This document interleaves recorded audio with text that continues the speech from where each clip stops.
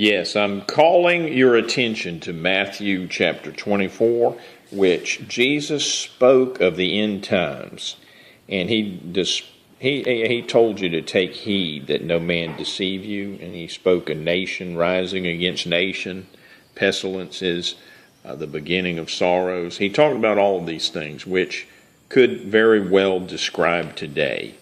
But one of the interesting things is verse 12. Because iniquity shall abound, the love of many shall wax cold. Now, what is this iniquity thing? Well, as we go to the Strong's Concordance and look up iniquity, the iniquity that he spoke of that abounds is not being subject to Jewish law. Wow, that's amazing. Because today, it seems like even the church has made a point to not be subject to Jewish law. Case in point, under Jewish law, the Sabbath is the seventh day of the week. God was very precise on what the Sabbath should be. But sometime well after the death and resurrection of Jesus, church leaders inadvertently decided to change the Sabbath to Sunday rather than the seventh day of the week. They made it the first day of the week. This would be pretty much the ultimate not being subject to Jewish law, because they've completely set aside the day of the week that God appointed for a meeting with Him. Now, if you attend a Christian church, which I've done for basically 35 or more years, and I've attended on Sunday, and you mention this to any of the teachers or learned people, they tell you that it doesn't matter. But apparently it mattered to Jesus, and here's why. In Matthew chapter 7, these are the words of Jesus, and he's speaking of, it looks like he's speaking of the judgment.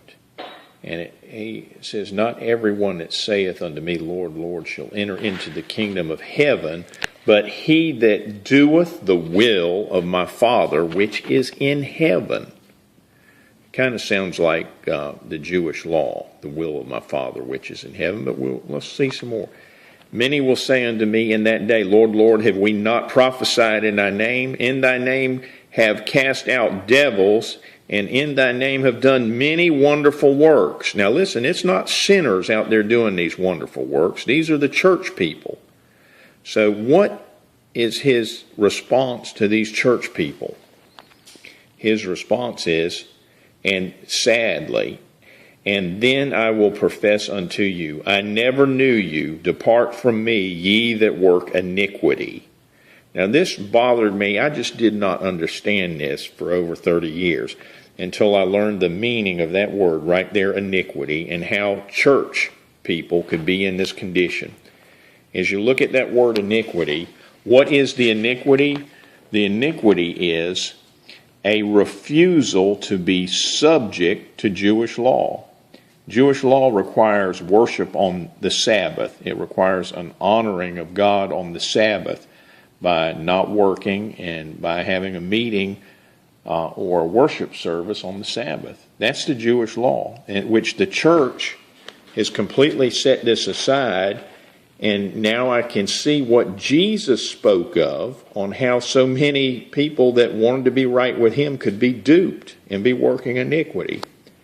Don't take man's words. Take the words of Jesus when you settle this for yourself. Should we worship on Sunday or should we worship on the Sabbath and be subject to Jewish law rather than, in the words of Jesus, not me, working iniquity? I'm putting this out there to get you to study your Bibles, people. Let's get to it.